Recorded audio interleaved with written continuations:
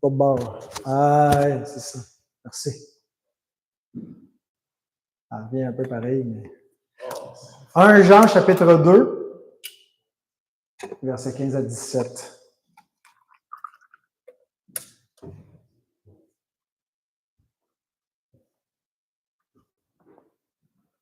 N'aimez point le monde, ni les choses qui sont dans le monde.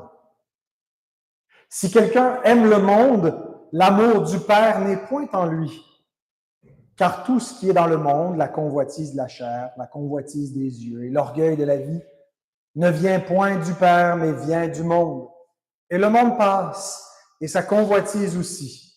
Mais celui qui fait la volonté de Dieu demeure éternellement. Donc, cet après-midi, nous allons parler de ton ancienne famille, le monde, que tu ne dois plus aimer. Bien que Dieu a tant aimé le monde, et il y a une façon où nous aimons le monde comme Dieu, nous aimons les pécheurs parce que nous voulons qu'ils se repentent et qu'ils aient la vie éternelle. Mais ici, ce n'est pas du monde sous cet angle-là dont l'apôtre Jean nous parle, mais du monde comme de la société humaine rebelle à Dieu qui vit sous l'emprise du malin et qui exerce une séduction sur nous par des convoitises, qui est un royaume, qui est le royaume du diable et qui est opposé à Dieu. Et il ne faut pas aimer le monde dans ce sens-là, être ami du monde, vouloir l'amitié du monde et s'attacher à ce monde qui va passer. Alors, j'ai 3 points sur lesquels je voudrais vous exhorter cet après-midi. Le premier, c'est que tu es dans le monde. Tu dois prendre conscience que tu vis dans le monde et qu'est-ce que le monde? Le deuxième, c'est que le monde est en toi, ou le monde a un attrait sur toi, sur ton cœur, et c'est ce que tu dois combattre. Mais que Christ a vaincu le monde, troisième point, et que tu as la victoire sur le monde par Christ.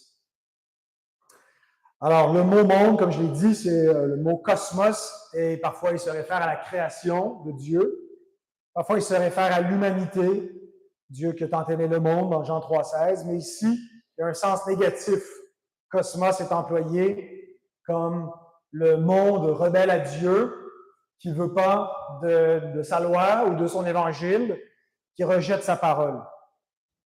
Dieu a créé le cosmos, la création, et ses habitants, le monde, ceux qui habitent la terre, soumis à son gouvernement.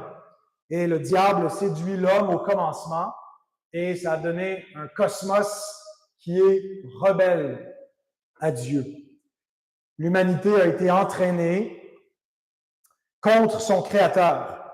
Et Adam, par sa chute, a livré le monde qui avait été placé sous ses pieds. Nous voyons dans le psaume 8 que Dieu a tout placé sous les pieds de l'homme. Bien, l'homme l'a placé sous les pieds du diable. Et c'est pourquoi le diable est appelé le prince de ce monde. Et il exerce une influence séductrice sur les hommes qui sont sous son pouvoir. Vers la fin de son épître, l'apôtre Jean nous dit que le monde entier est sous la puissance du malin. Et donc, il faut échapper à sa puissance en sortant du monde et nous restons dans le monde une fois que nous entrons dans le royaume de Dieu jusqu'à ce que Christ vienne nous chercher et nous devons nous préserver de ce monde. Mais donc, le monde, sous la gouvernance du diable, l'ennemi de Dieu est notre ennemi, s'attaque à l'Église. Parfois, il la persécute de façon violente. Parfois, il cherche à l'infiltrer, à la séduire, à l'amener à se compromettre, à l'amener à se rendre ami du monde. Et ce faisant, il devient ennemi de Dieu. Alors, il faut prendre garde pour ne pas se laisser aveugler par les séductions du monde, qui en aveugle plusieurs. Nous ne devons pas faire comme Démas, qui a abandonné Paul par amour pour le siècle présent, parce qu'il préférait la vie confortable, quelqu'un qui poursuit les plaisirs, qui poursuit son intérêt dans le monde, plutôt que de la vie d'un apôtre qui sert Christ et qui renonce au monde. Donc, l'amour du monde est une puissance qui se présente souvent sous la forme de la crainte des hommes, le désir d'être accepté, d'être approuvé, de faire partie, d'avoir l'approbation des hommes. Et cette approbation se manifeste non pas d'une façon uniforme d'une époque à l'autre. J'ai beaucoup aimé cette partie dans Tactique du diable de C.S. Lewis. Je vous en cite un extrait où il nous montre que le monde n'est pas uniforme. Ce que le monde est ici en Occident est différent de ce que le monde est en Orient. Ça demeure l'esprit du malin qui influence une culture comme l'autre qui est ennemie de Dieu, mais de façon différente. Et ce que le monde est à une époque est différent de ce qu'il était à une autre époque. Et voici comment C.S. Lewis décrit cela. Il dit « Les modes en matière d'opinion servent à distraire les hommes des dangers réels qu'ils courent. » Les dangers réels que les hommes courent, c'est le danger du jugement de Dieu qui va les envoyer dans les temps de feu, à la perdition, parce qu'ils servent des idoles. Et l'une des tactiques du diable, c'est d'utiliser des modes dans le monde pour séduire les hommes en leur faisant ignorer les véritables dangers. Ils s'inquiètent de ne pas être à la mode, alors qu'il y a un danger beaucoup plus grand que de ne pas faire partie du monde, qui est d'être exclu du royaume de Dieu. Je reprends la citation. Nous orientons, le nous, c'est les démons. Ici, C.S. Lewis prend la voix d'un démon, Screwtape, un démon senior qui a instruit son neveu Wormwood à comment être un bon séducteur. Alors, nous orientons les cris d'indignation de chaque génération contre les vices qui la menacent le moins. Et nous la poussons à donner son approbation à la vertu la plus proche du vice que nous aimerions voir se répandre. Notre tactique est de les faire courir tous avec des extincteurs en cas d'inondation et de les entasser tous du côté du bateau qui est déjà en train de sombrer. Nous nous arrangeons pour que ce soit à la mode chez eux d'exposer les dangers de l'enthousiasme au moment même où ils sont tous en train de devenir tièdes.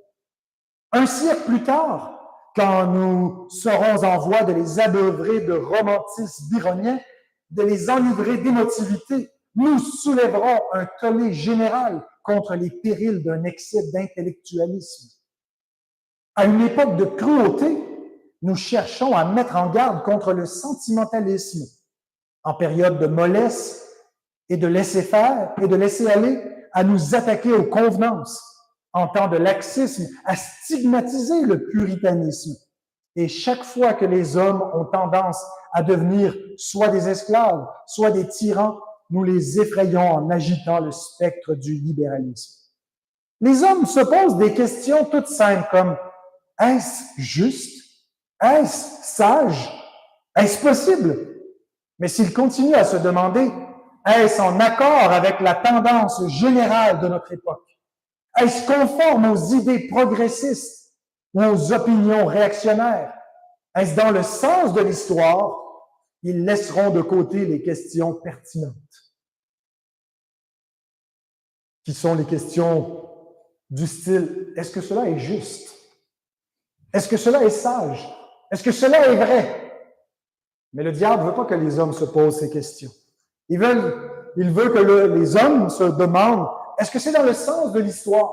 Est-ce qu'on va être retenu du bon côté de l'histoire? » C'est une des répliques que le président Obama disait souvent pour s'opposer à ses détracteurs idéologiques, comme quoi ils n'étaient pas du bon côté de l'histoire. Ils allaient être retenus comme ceux qui ont fait les mauvais choix, les mauvais votes, qui n'étaient pas du côté progressiste et de la bien-pensance. Mais le monde change constamment d'idées. Et nous sommes au milieu de ce monde et nous devons prendre garde. Notre souci ne doit pas être qu'est-ce qui est en vogue, qu'est-ce qui est la bien-pensance, qu'est-ce qui est approuvé par l'élite d'aujourd'hui, mais qu'est-ce qui est vrai, qu'est-ce qui est juste, qu'est-ce qui est selon Dieu. Malgré toutes les diversités et les formes contradictoires par lesquelles le monde et la pensée du monde sous la puissance du malin se manifeste, il y a une constante dans l'esprit du monde et dans sa manifestation, c'est son incompatibilité avec l'amour de Dieu. Tu ne peux pas aimer le monde et aimer Dieu. Tu ne peux pas vouloir être ami du monde et ami de Dieu. Parce qu'il y a un problème d'allégeance. Jésus dit que nul ne peut servir deux maîtres, car ou il haïra l'un et aimera l'autre, ou il s'attachera à l'un et méprisera l'autre. Vous ne pouvez servir Dieu et Mammon. Et Jean nous dit également que si quelqu'un aime le monde, l'amour du Père n'est point en lui. Alors que ce soit ici au Canada ou ailleurs en Chine, la façon que le monde se manifeste est incompatible avec l'amour de Dieu. Ce sont deux royaumes rivaux qui réclament un amour exclusif. Dieu veut ton cœur. Dieu veut que tu l'aimes de tout ton cœur, de toute ta pensée, de toute ton âme, sans compromis. Et que tu ne tiennes pas compte du monde et de ce qui plaît au monde, parce que si tu cherches à te conformer au siècle présent, tu vas déplaire à ton Père qui est dans les cieux. Et ton Père considère ta mondanité comme une sorte d'infidélité conjugale.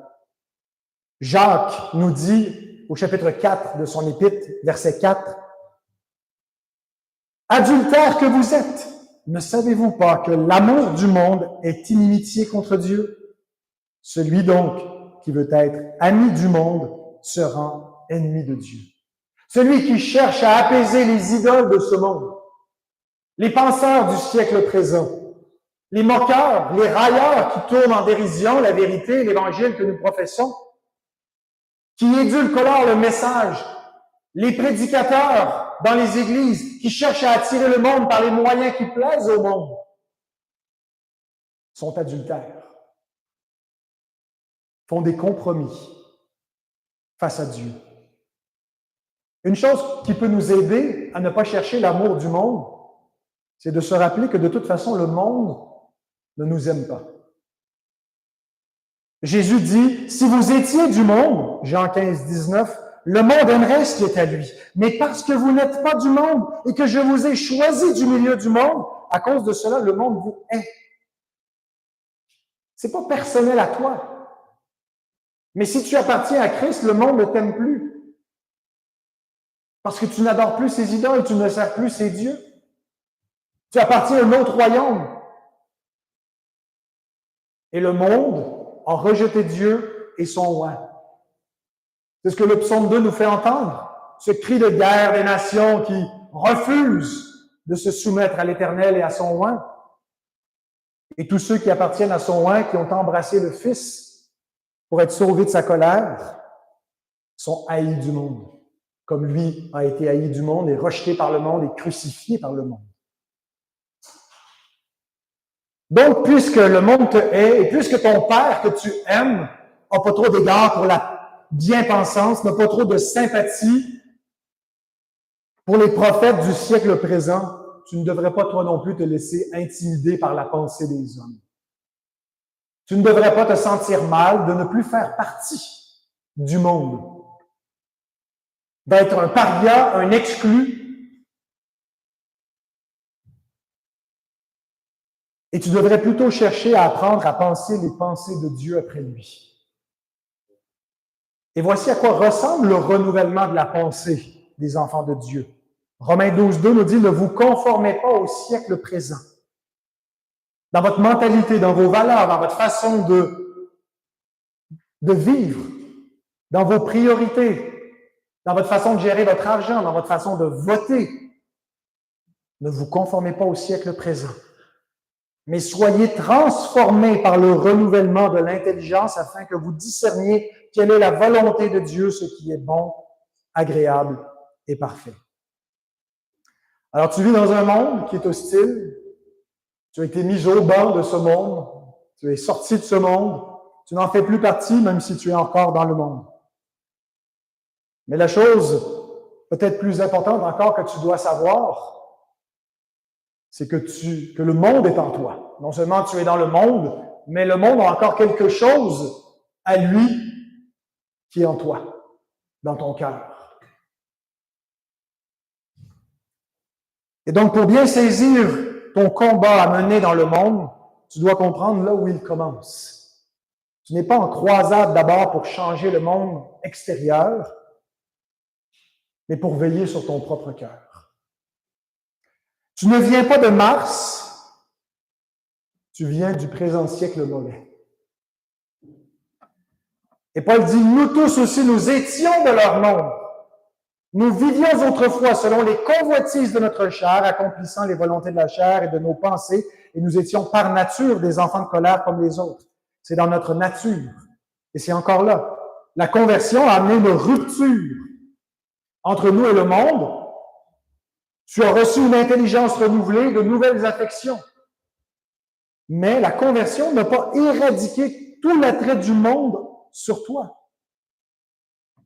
Et la conversion n'est que le début d'un combat qui va continuer toute ta vie pour résister au monde, pour ne pas te laisser séduire par le monde.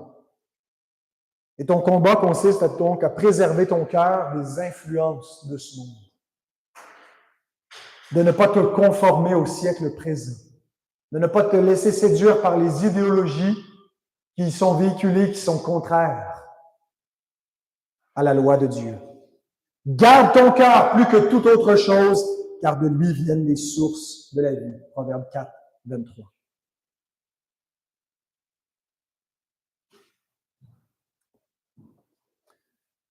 Donc, ton combat dans le monde n'est pas de réformer la société, de changer la culture.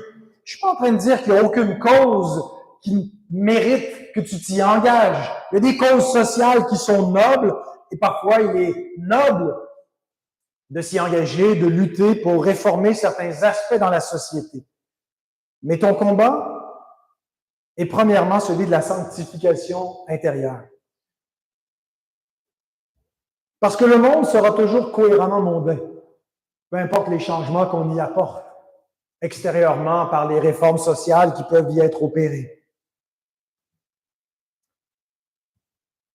Et nous avons lu ce verset que je vais vous relire dans 1 Jean 2, verset 16. Tout ce qui est dans le monde, la convoitise de la chair, la convoitise des yeux, l'orgueil et la vie ne vient point du Père, mais vient du monde. Et c'est de cela dont nous devons nous garder. Et c'est ce qui est encore du monde dans notre cœur. Cette convoitise de la chair, des yeux et l'orgueil de la vie auquel nous devons prendre garde. Le monde exerce un attrait jusque dans notre chair. Il excite les passions du péché en nous. Le désir du péché dans notre cœur. Le monde sait l'éveiller pour satisfaire des plaisirs illicites dans notre corps. La convoitise des yeux qui se manifeste souvent par les possessions matérielles qui illusionnent les hommes, la soif de posséder. Et parfois, ce sont des biens légitimes. Mais l'Écriture nous met en garde. La vraie richesse n'est pas de ce monde. Cherchez pas votre vie dans ce monde. Ceux qui veulent s'enrichir tombent dans des pièges qui amènent les hommes vers la perdition et la ruine. Attention à la convoitise des yeux, même quand c'est pour des choses qui sont légitimes et qui ont été acquises de façon honnête. La convoitise des yeux qui mène souvent à l'orgueil de la vie,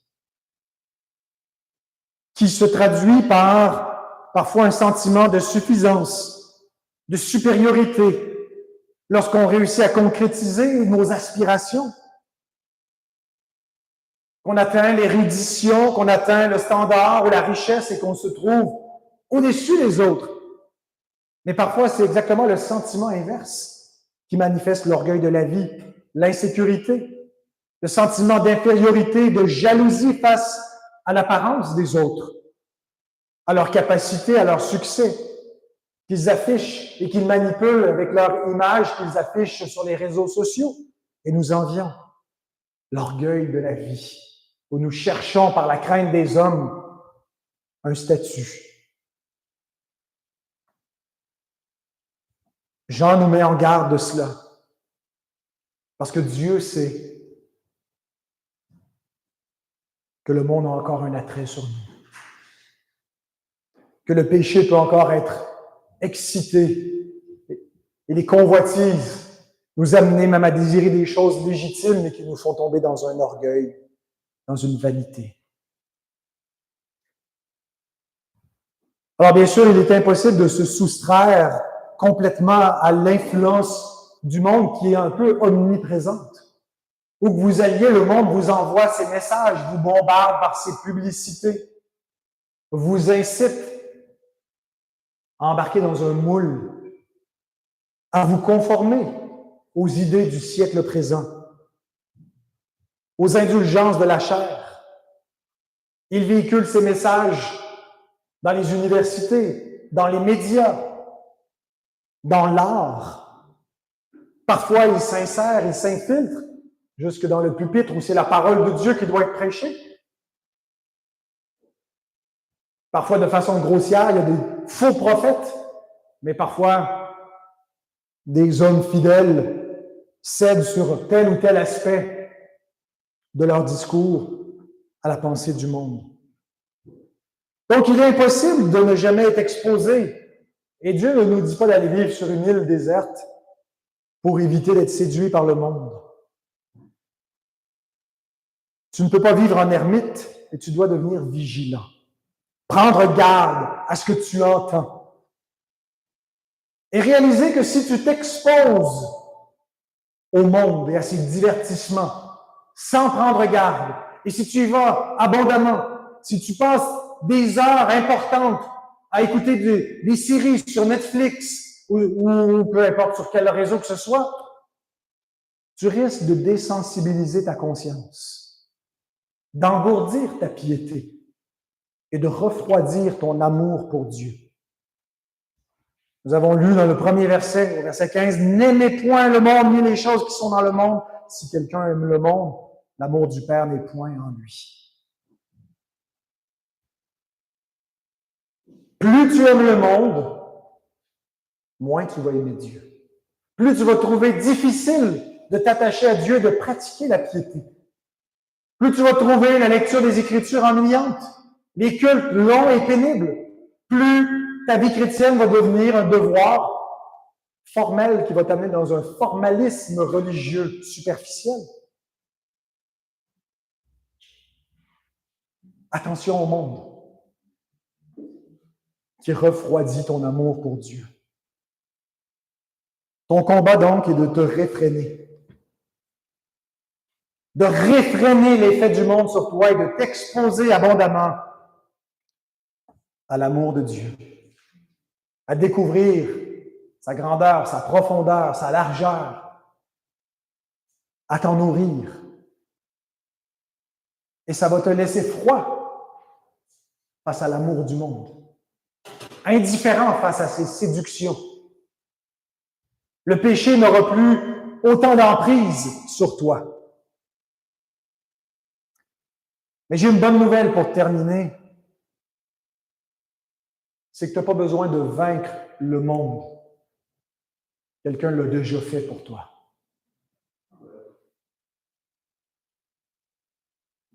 Oui, le monde peut continuer à te nuire, à te ralentir, à te refroidir, mais il ne pourra pas prévaloir ultimement contre toi.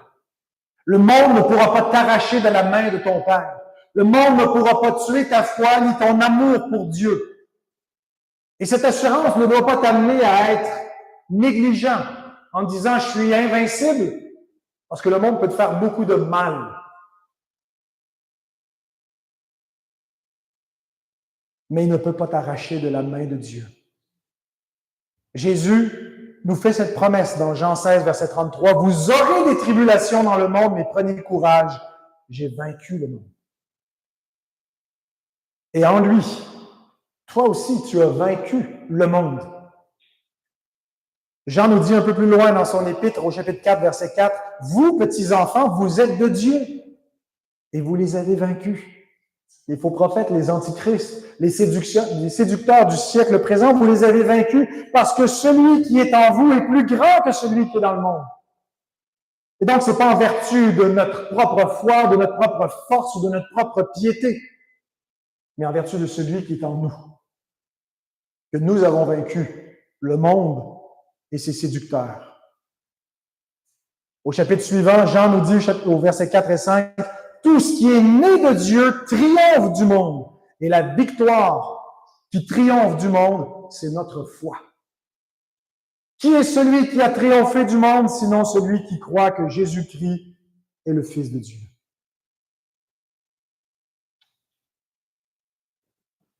Les premiers chrétiens ne semblaient pas être les conquérants du monde. Une nation d'esclaves, de parias, en majorité avec des femmes, des pauvres, auxquels il est dit qu'ils ont triomphé du monde. Mais le triomphe ne se manifeste pas par une victoire politique, par un avantage d'influence sur la culture. Mais notre victoire contre le monde, c'est notre foi, par laquelle nous sommes délivrés des mensonges du monde et de ses faux dieux, de ses idoles et de toutes ces idéologies qui trompent et qui séduisent les hommes et qui les amènent à la ruine. Et c'est comme ça que le diable les garde captifs, qui les empêche de voir la gloire véritable et l'évangile de Christ en les séduisant par l'amour du siècle présent. Mais qui a triomphé du monde sinon celui qui voit clair, qui voit que Jésus est le Fils de Dieu et qui ne fléchit plus les genoux devant les idoles de ce siècle, mais qui adore le vrai Dieu et qui confesse le vrai Seigneur. Et Paul déclare qu'on nous livre dans les arènes, dans les stades, qu'on soit dévoré par des fauves, qu'on soit brûlé par le feu, qu'on soit noyé par l'eau. Dans toutes ces choses, nous sommes plus que vainqueurs. Nous ne sommes pas les perdants. Nous sommes les conquérants. Parce que le monde ne peut point éteindre notre foi, qui est la manifestation de la grâce de Dieu en nous. Une foi inextinguible. Tout ce qui est né de Dieu triomphe du monde et triomphe même de la séduction du monde. Donc, tu n'es plus asservi aux mensonges du monde. Tu connais le véritable et rien ne peut te séparer de lui. Jésus déclare qu'il a vaincu le monde. Comment l'a-t-il vaincu? Non pas comme Alexandre le Grand a cherché à vaincre le monde et à remporter le monde entier par l'épée. Ce matin, j'exposais le psaume 33 et il est dit dans ce psaume que le cheval est inutile pour secourir le roi. Qu'une grande armée ne peut rien apporter. Dieu n'a pas besoin de ses moyens. Et ce n'est pas par le cheval, et ce n'est pas par l'épée que Dieu a vaincu le monde. C'est par la croix. Colossiens 2,15, il a dépouillé les dominations et les autorités. Le prince de ce monde, le diable, a été dépouillé, il a été livré publiquement en spectacle par la croix. Et donc, ce qui avait toute l'apparence d'une défaite et de la faiblesse, Dieu a manifesté le triomphe de son Messie. Et cela est vrai pour le monde invisible des esprits. Les esprits méchants dans les lieux célestes qui ont été vaincus par le Christ. Mais c'est vrai aussi du monde visible des hommes. Et c'est là où la croix doit avoir une signification pour nous. Paul dit dans Galates, chapitre 6, verset 14, « Pour ce qui me concerne, loin de moi la pensée de me glorifier d'autre chose que de la croix de notre Seigneur Jésus-Christ, par qui le monde est crucifié pour moi, comme je le suis pour le monde. » Le point de rupture entre nous et le monde, c'est la croix de Christ. Et la croix de Christ doit être plus qu'un simple concept théologique, elle doit avoir une manifestation et une puissance concrète dans notre vie pour montrer au monde qu'il est crucifié pour nous comme nous le sommes pour lui.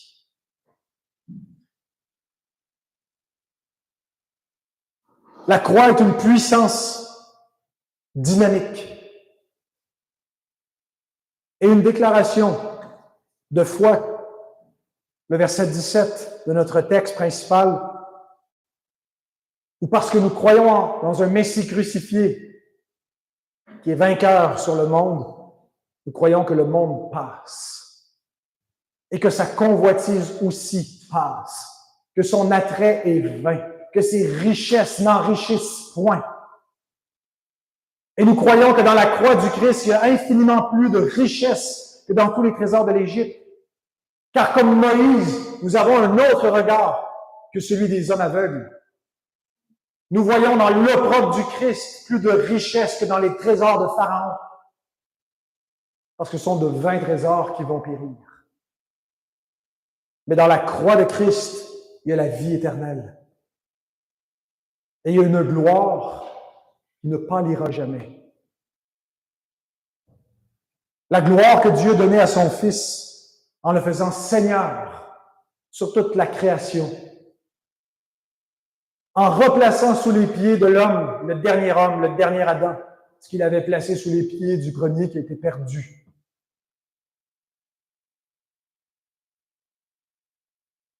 Et donc nous méprisons le monde parce que nous estimons la croix. Et sa séduction ne prend plus pour nous. Nous devons comprendre, frères et sœurs,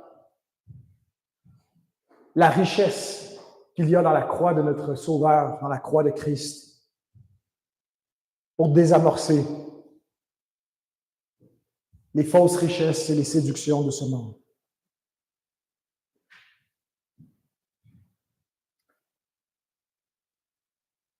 Je termine avec cette prière de Christ pour toi et moi, avant d'aller mener cette victoire définitive à la croix.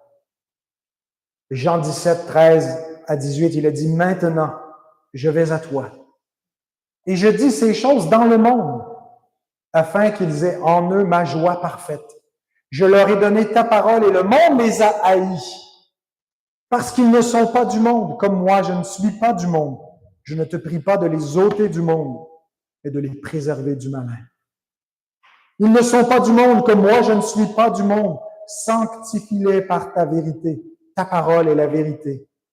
Comme tu m'as envoyé dans le monde, je les ai aussi envoyés dans le monde. Ton Sauveur aurait pu t'amener directement dans son royaume céleste. Ton Père céleste aurait pu manifester de façon visible immédiatement le royaume de Christ, de façon visible. Mais il a décidé de laisser le monde en place et de nous laisser dans le monde. Et nous ne sommes plus de ce monde qui passe et qui va périr. Et nous avons une mission dans ce monde. Comme le Père a envoyé son Fils dans le monde pour annoncer la vérité, il nous envoie dans le monde en nous disant de nous garder du monde, de nous garder du malin. Et nous sommes préservés par la vérité de la parole de Dieu, qui nous sanctifie, qui nous met à part pour notre mission, qui nous permet d'être dans le monde sans être du monde, d'être dans le monde sans être sous la domination du malin et de faire notre mission. Et une fois qu'elle sera complétée, le monde va passer. Lorsque Christ viendra et qu'il établira son royaume qui n'est point de ce monde, mais qui va conquérir ce monde et qui est déjà en train de le faire. Alors peut-être que parfois dans ta mission, tu vas avoir l'impression de passer à côté des plaisirs de la vie, de te laisser pour compte. Tu vas vivre cette tentation d'Asaph du psaume 73. C'est en vain que j'ai lavé mes mains dans l'innocence. Je regarde les méchants qui mènent une vie facile, qui sont chargés dans le bon point, qui n'ont aucun souci. Mais tu vas te rappeler lorsque tu vas venir dans la maison de Dieu, qui sont sur une pente glissante, qui s'en vont à la ruine, et que c'est pas en vain que tu marches dans la sanctification et dans l'obéissance et que tu renonces à ce monde, que tu attends le royaume à venir. Alors fais comme Moïse. C'est par la foi que Moïse, devenu grand, refusa d'être appelé fils de la fille de Pharaon. Refuse les titres que le monde t'offre qui compromettent ton intégrité, ta fidélité. Refuse les plaisirs qu'il t'offre, qui sont incompatibles avec ton statut d'enfant de Dieu. Il préféra être maltraité avec le peuple de Dieu que d'avoir pour un temps la jouissance du péché.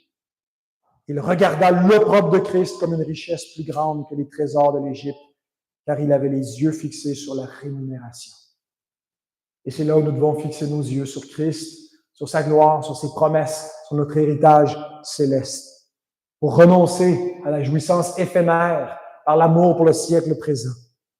Et cette foi va vous donner la juste perspective, va vous permettre de traverser tout le cours de cette vie en étant fidèle à votre Père céleste. Oh Seigneur, merci pour ta parole qui nous garde, qui nous sanctifie.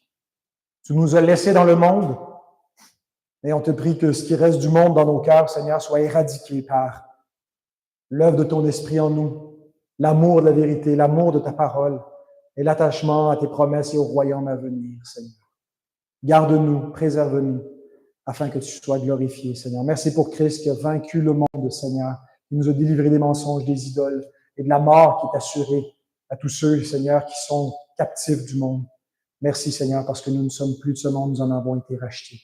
Et gloire à toi, gloire à Christ, notre Sauveur. Amen. Amen.